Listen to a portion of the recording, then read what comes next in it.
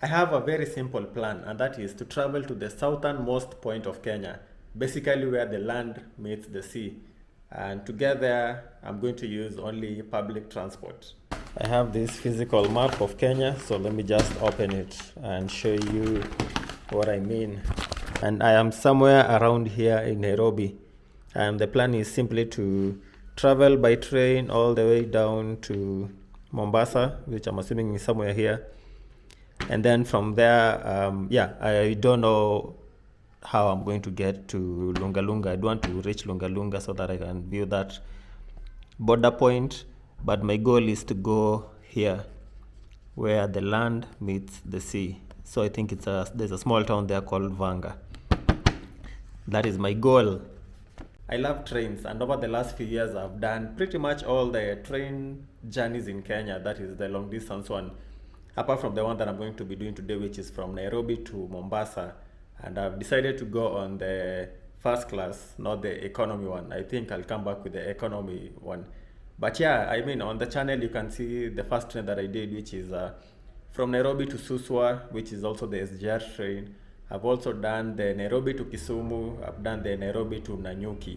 But as much as I've used the Nairobi to Mombasa train a few times, I've never done a video on it. And today we are going to do a video on that and just do basically a review of it.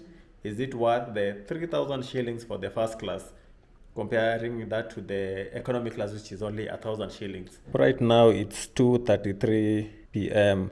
and the train leaves at 10 p.m. So yeah, I have several hours to waste, which I don't know what I'm supposed to be doing. I think that is one of the problems of traveling at night. It sort of disorients your day. So let me figure out what to do meanwhile. It's finally 7:30 p.m. After a lot of time wasting, let us start this crazy journey to the southernmost part of Kenya.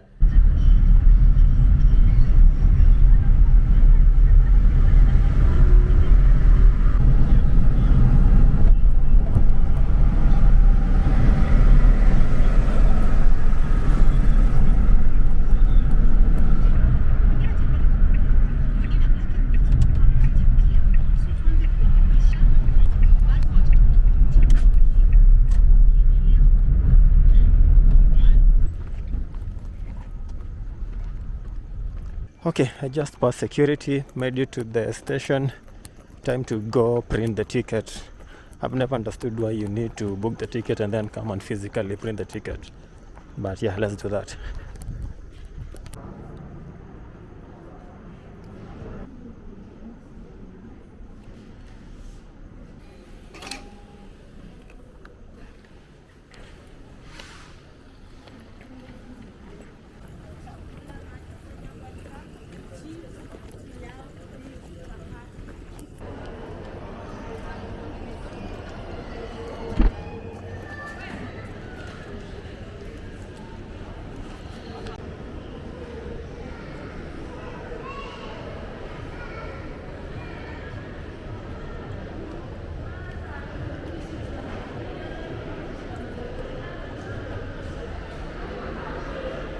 I have made it to the station, that is the SGR main terminus, and I'm seated in the first class lounge, which is not any different from the economy lounge, which is just on the other side. So the only difference I'd say you have with the first class lounge is when the gates open, you get to board first.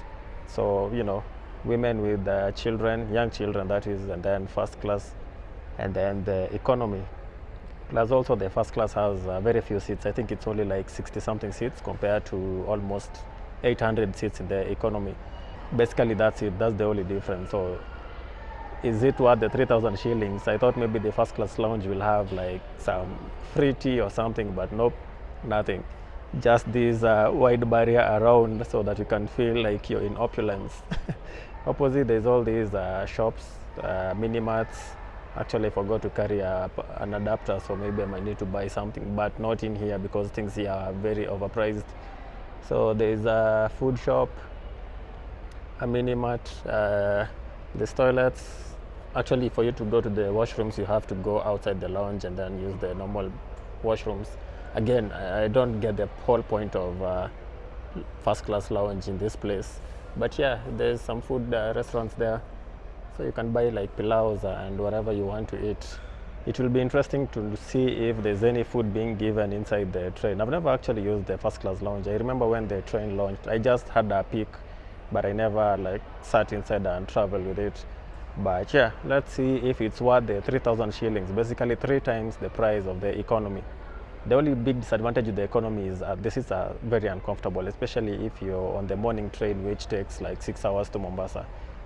Yeah, the seats are terrible, and then you face each other, so you can imagine facing each other with 6 other strangers, or rather 5 other strangers. So I don't know, sometimes it makes for very good conversations, that is an advantage, but sometimes it's just very uncomfortable, especially if you sit on the edge, and if you're slim and then you sit with like very big people. Yeah, it's uncomfortable. 8:37, so there's another like 1 hour or something. The train leaves at 10, so yeah, let me sit here wasting time. It's very hard to video in this place because everyone is like no camera, no camera. That is the security guys. So yeah, I'll do what I can. Anyway, while I'm here and there's still nothing to do, maybe I can give you a brief history of the standard gauge railway train. Basically, it was built by the Chinese. It was a partnership with China and Kenya, and they were to build this. This railway line was supposed to start at Mombasa. It currently reaches Nairobi, and then it goes all the way to Suswa, which is not so far from Nairobi. But the initial plan was for it to go all the way to Uganda and then onwards to Rwanda. But I don't know, I guess the other countries saw how expensive it was to build in Kenya. They decided to bail out on the plan. So currently it only reaches Suswa. And it was launched, I think, back in, I think it was 2015. I remember when it launched, I took a trip on it. And it basically replaced the old railway line, which is the railway line that was built like in the 1910s. So you can imagine that was an extremely old railway line. They replaced that old railway line, and it has been effective because there's 2 schedules. There's the morning train, which, like I said, it takes 6 hours, and then there's the evening train that is from 2 p.m. to I think 8 something p.m., which takes 4 hours. So that is the direct train. If you're to use it, I'd suggest you use that. It's way better than the morning train, unless you don't have an option. The only, again, disadvantage is from the Mombasa terminus. When you're in Nairobi, it's easier to connect to whatever other town you want to go to. But in Mombasa, it's hectic. And we will see how that plays out in the morning. And now there's the night train, which is what I'm using. And the night train also leaves Nairobi at 10, and it's supposed to reach Mombasa at, they say, 4 a.m. So basically they try to slow it down.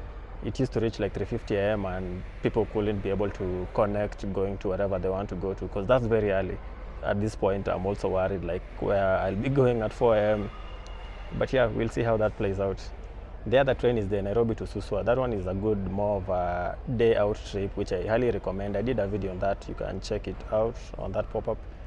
But yeah, it's a very good day thing to do, maybe with a few friends. You can just take the morning train, go to Suswa. It takes only like 1 hour, 30 minutes. Then you can go to like Zambezi or some resort, swim, you know, have some food, and then take the train that comes back. And yeah, it's a very good, affordable thing to do, even like with family and kids. I'm sure kids love that. Or if you're adventurous enough, you can reach Suswa and then you can go and hike Mount Suswa, or you can go on with a different journey to Narok, Masai Mara, and wherever. I guess that is the brief history of the SGR train. At this point, I'd say it's very underutilized. Oh, maybe they also do a lot of cargo, so there's that side. But for the passenger side, it's just Nairobi, Mombasa, and Nairobi, Suswa, and that's it. It would have been perfect if it could go all the way to Kisumu or, you know, Busia border that is close to Uganda, but currently it doesn't do that, which, yeah, it's a bummer. It should definitely reach that side, because that, I think, is the busiest road in Kenya, the Nairobi to Kisumu road. It's very hectic driving that road, but very scenic. Yeah, so let's continue wasting time and wait for the train.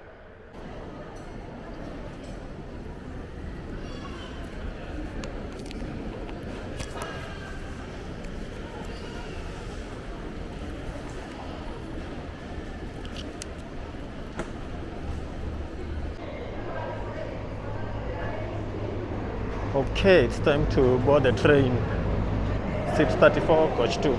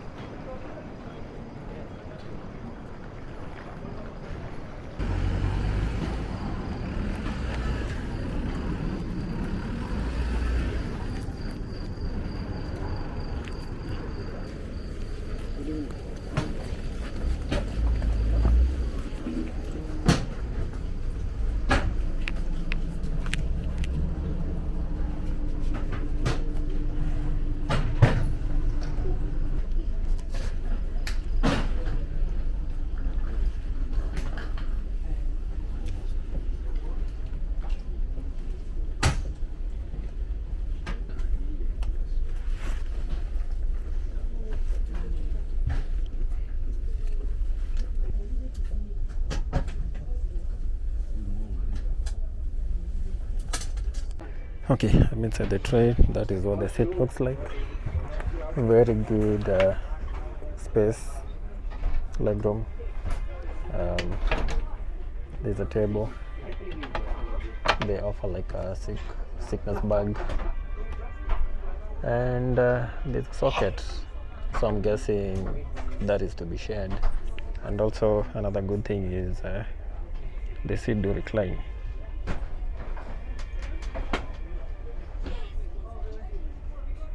Yeah, this is pretty good, very comfortable, and the seats are fixed, so when you recline they don't affect the person behind you, so that's perfect.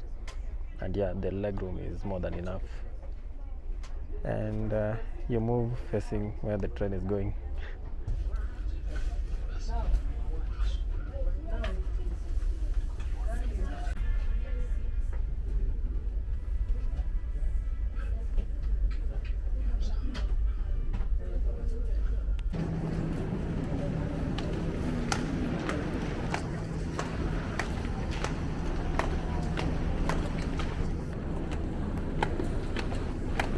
I just arrived at the Mombasa terminal. It's around 3:50 a.m., which is extremely early. Now I have to figure out how I'm going all the way to the south coast. So yeah, I don't think this is the best place to end this video. I think I need to settle somewhere else and then do that. I have finally showered. I'm feeling much better, and it's finally time to end that train video. So what do I think about the first class SGR? Is it worth the price? If you are tall, yes, the legroom is very good. I'd say it's even better than any economy class seat I've been on a plane, or I think even any bus. Yeah, so I give credits to them on that. Then there's the socket which you can use, which is good. Then there's the table tray, but basically that's it. So what I think is, if you're on a journey for, let's say, 6 hours, so that is the morning ride, or let's say the night train, in that case I think it's justifiable to pay the extra 3,000. But if you're doing the 4-hour trip, which is usually like 2 p.m. to 8, only 4 hours, in that case I don't think it's really worth the price. But I guess that depends with the person. That is what I think of the SGR train. So it's good to experience both sides and figure out which you prefer most. But I'd say both of the classes are good depending with the situation. I'm very tired. I've even, I think, lost my voice.